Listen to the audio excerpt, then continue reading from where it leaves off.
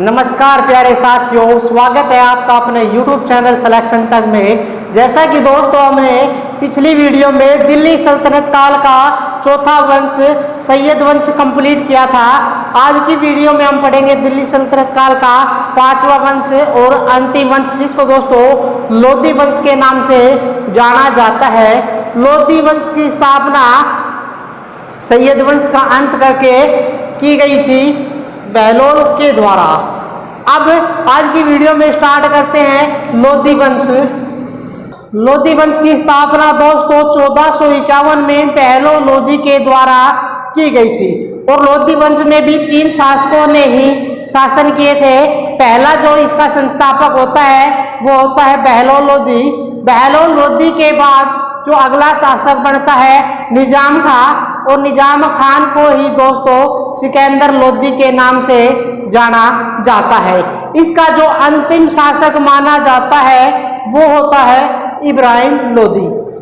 दोस्तों इब्राहिम लोधी इस वंश का ही नहीं बल्कि दिल्ली सल्तनत काल का भी अंतिम शासक माना जाता है और इब्राहिम लोधी की मृत्यु के बाद सल्तनत काल का अंत हो जाता है। तो बहलोल लोधी वंश की स्थापना दोस्तों 1451 में हो गई थी। लोधी वंश की स्थापना 1451 में बहलोल के द्वारा की गई थी। अब इनका शासनकाल 1451 से लेकर दोस्तों चलता है 1526 तक। अब 1526 तक तो इसमें कुल शासकों ने शासन किया 3 शासकों ने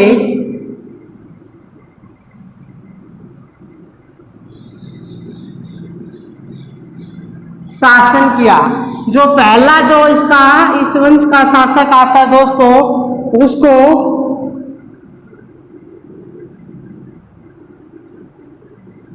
बहलोल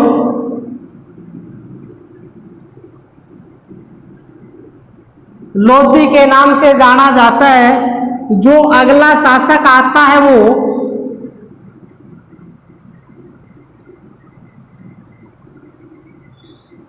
निजाम खां, और निजाम खां को ही दोस्तों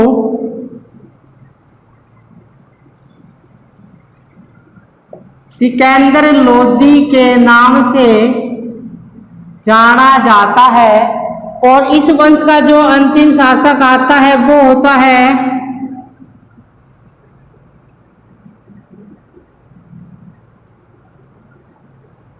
इब्राहिम लोधी। ये तो थे दोस्तों इनके शासक। अब इनके शासन काल के बारे में पढ़ लेते हैं। तो दोस्तों बहलोल लोधी गद्दी पर कब बैठता है? 1451 में गद्दी पर बैठता है और बहलोल लोधी की मृत्यु दोस्तों 1489 में हो जाती है। अब 1489 में बहलोल लोधी की मृत्यु के बाद जो अगला शासक बनता है निजाम खां, और निजाम खां को सिकंदर लोधी के नाम से जाना जाता है। तो गद्दी पर कब बैठता है दोस्तों? 1489 में गद्दी पर बैठता है और इनका शासनकाल दोस्तों 1517 तक चलता है। अब 1517 में दोस्तों सिकंदर लोधी की मृत्यु हो जाती है और सिकंदर लोधी की मृत्यु के बाद इस वंश का जो अंतिम शासक आता है वो होता है इब्राहिम लोधी। और इब्राहिम लोधी गद्दी पर बैठता है 1517 में गद्दी पर बैठता है और इब्राहिम लोधी की हत्या बाबर के द्वारा पानीपत की पहली लड़ाई में 1526 में हो जाती है। और 1526 में ही इब्राहिम लोधी की मृत्यु हो जाती है और इस वंश का भी अंत हो जाता है और साथ ही साथ दिल्ली सल्तनत काल का भी समय समाप्त हो जाता है। तो दोस्तों अब पढ़ेंगे बहलोल लोधी के बारे में। लोधी वंश दोस्तों भारत में अफगानों के द्वारा पहला स्थापित किया गया वंश था और इसका संस्थापक कौन था? बहलोल लोधी। लोधी वंश इंपॉर्टेंट क्वेश्चन बनता है।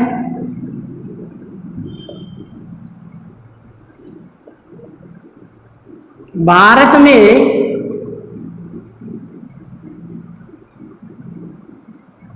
अफगानों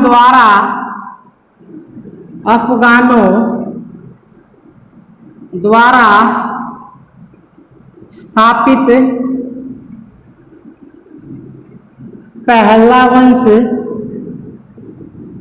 पहला वंश और इसके संस्थापक दोस्तों बहलोल लोधी थे। और बहलोल लोधी के द्वारा ही अपने नाम के ऊपर सिक्के चलाए जाते हैं। और बहलोल लोधी के द्वारा ही दोस्तों जौनपुर को जीतकर दिल्ली में मिलाया जाता है। बहलोल लोधी ने अपने सरदारों को मकसद ए अली के नाम से पुकारा करता था अपने सरदारों को। और बहलोल जब सरदार खड़े होते थे उसके शासन में तो वो खुद भी खड़ा हो जाता था। अब बहलोल की मृत्यु दोस्तों 1489 में हो जाती है। अब बहलोल के द्वारा अपने नाम से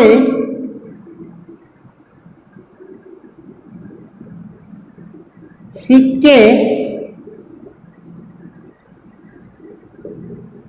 चलाए और जौनपुर को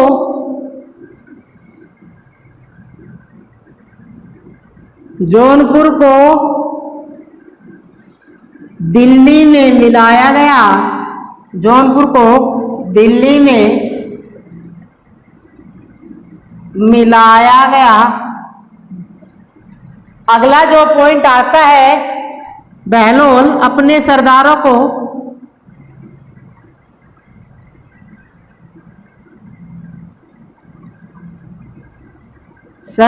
को मकसद ए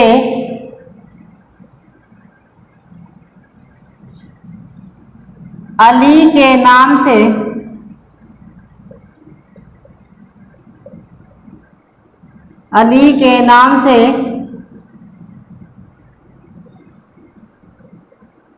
पुकारता था। अब बहलोल लोधी की दोस्तों मृत्यु हो जाती है 1489 में। बहलोल की मृत्यु 1489 में हो जाती है। अब बहलोल की मृत्यु के बाद जो अगला शासक बनता है वो बनता है, कौन बनता है दोस्तों? तो वो बनता है निजाम खां।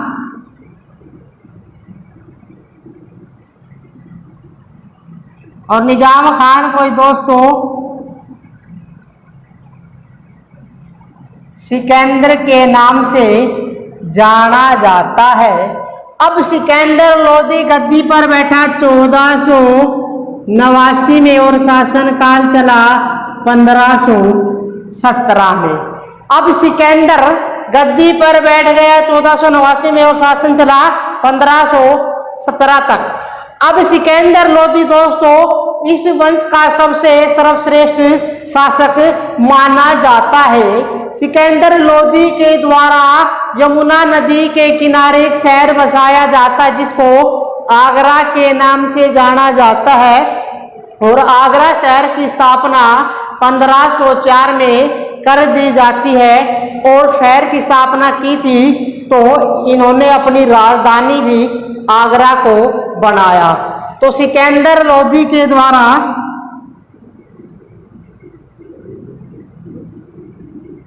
आगरा शहर की स्थापना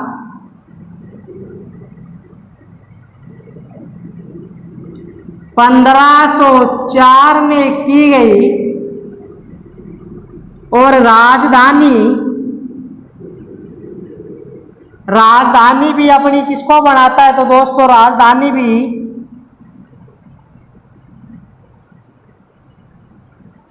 आगरा को बनाया गया। और आगरा कहाँ पर है दोस्तों? यमुना नदी के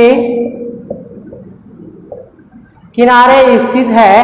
अब सिकंदर लोदी के द्वारा ही कुतुब मीनार की अंतिम मीनार की सिकंदर लोदी के द्वारा ही दोस्तों कुतुब मीनार की अंतिम मंजिल मीनार का निर्माण करवाया गया था, जो कि 5वीं मीनार है। तो सिकंदर के द्वारा 5वीं मीनार का निर्माण करवाया गया। कुतुब मीनार की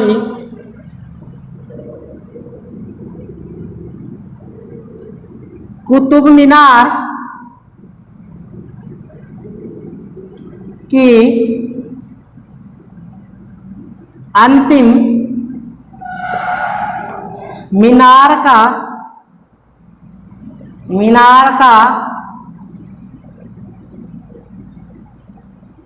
निर्माण करवाया गया सिकंदर लोदी के द्वारा। तो पूछे कि कुतुब मीनार की नींव किसके द्वारा रखी गई थी, तो कुतुब मीनार की नींव कुतुबुद्दीन ऐबक के द्वारा रखी गई थी काके बख्तियार की याद में। अब नींव तो रख दी, लेकिन इनका कार्य पूरा न करवा सके।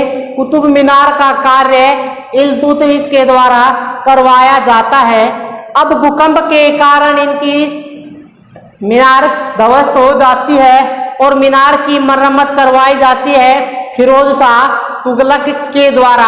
और अंतिम जो मीनार है 5वीं मीनार, उसका निर्माण किस शासक के द्वारा करवाया गया। तो दोस्तों किस शासक के द्वारा बताओगे, वो बताओगे सिकंदर लोदी के द्वारा।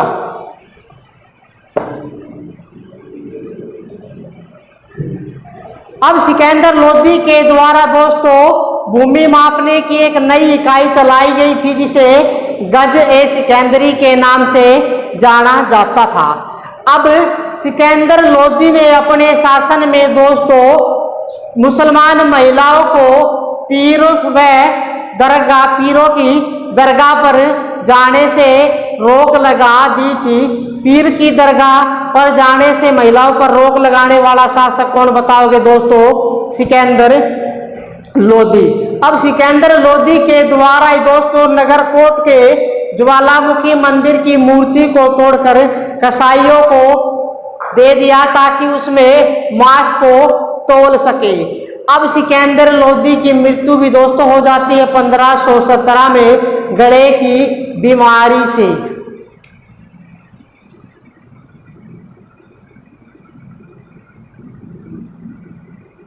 सिकंदर लोदी भूमि मापने की नई प्रणाली, नई इकाई जिसे गज ए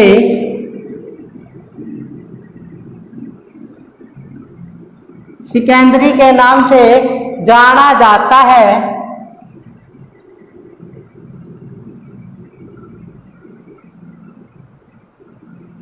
मुसलमान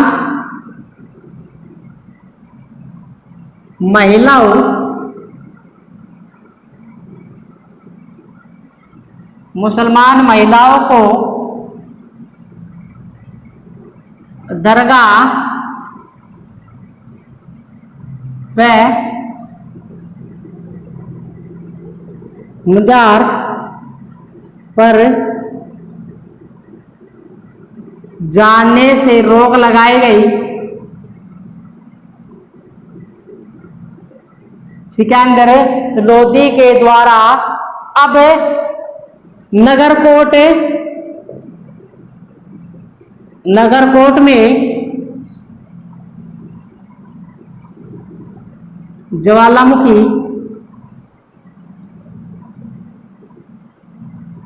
मंदिर की मूर्तियों को तुड़वाकर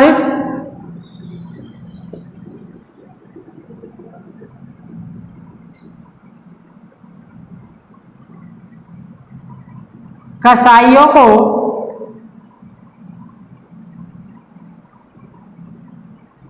मास तौलने के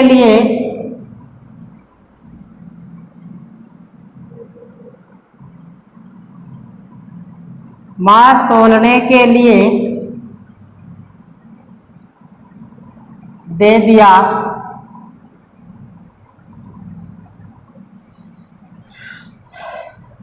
अब दोस्तों सिकंदर लोदी एक लेखक भी था जो गुलरुखी उपनाम से कविता किया करता था।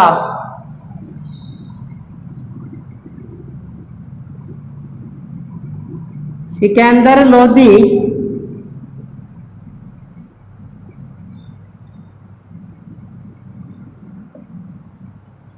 गुलरुखी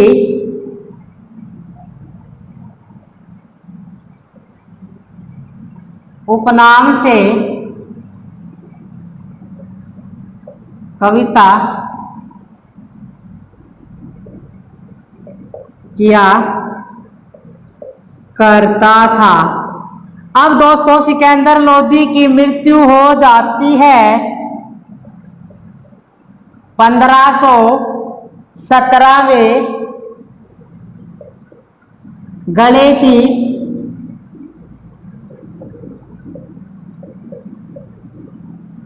बीमारी से। अब गले की बीमारी से मृत्यु हो गई। मृत्यु होने के बाद दोस्तों लोदी वंश का जो अंतिम शासक आता है वो है इब्राहिम लोदी। इब्राहिम लोदी सिकंदर लोदी की मृत्यु के बाद अगला शासक बनता है और इब्राहिम लोदी दोस्तों 1517 में गद्दी पर बैठता है और इनका शासनकाल 1526 तक माना जाता है। दोस्तों इब्राहिम लोदी इस वंश का अंतिम शासक था और इब्राहिम लोदी के द्वारा बहुत इंपॉर्टेंट क्वेश्चन बढ़ता है यहाँ से कि इब्राहिम लोदी के द्वारा ही दोस्तों पानीपत की पहली लड़ाई लड़ी गई थी, जो कि पानीपत में लड़ी गई थी और पानीपत शहर जो कि हरियाणा में स्थित है दोस्तों। तो इब्राहिम लोदी अंतिम शासक और इनके द्वारा 21 अप्रैल 1526 को पानीपत की पहली लड़ाई लड़ी गई थी दोस्तों और यह लड़ाई में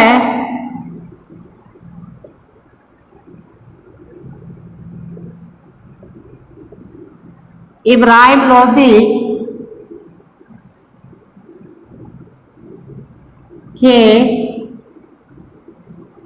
बीच हुई और इस लड़ाई में बाबर के हाथों मारा जाता है दोस्तों इब्राहिम लोदी और इब्राहिम लोदी की मृत्यु के बाद इस वंश का अंत हो जाता है। हार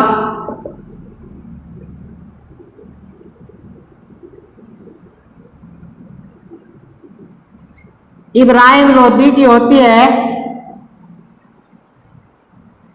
वह बाबर के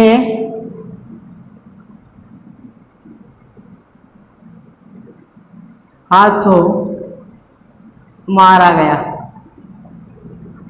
दिल्ली सल्तनत काल का पहला शासक जो दोस्तों युद्ध में मारा गया एकमात्र, तो क्या नाम बताओगे? इब्राहिम लोदी। पानीपत की पहली लड़ाई में, और पानीपत शहर कहां पर स्थित है? तो दोस्तों हरियाणा में स्थित है। अब इब्राहिम लोदी बाबर के हाथों मारा गया और इस वंश का अंत हो जाता है और बाबर के द्वारा मुगल वंश की नींव रखी जाती है। दोस्तों यहाँ तक किसी को कोई दिक्कत हो तो बताओ।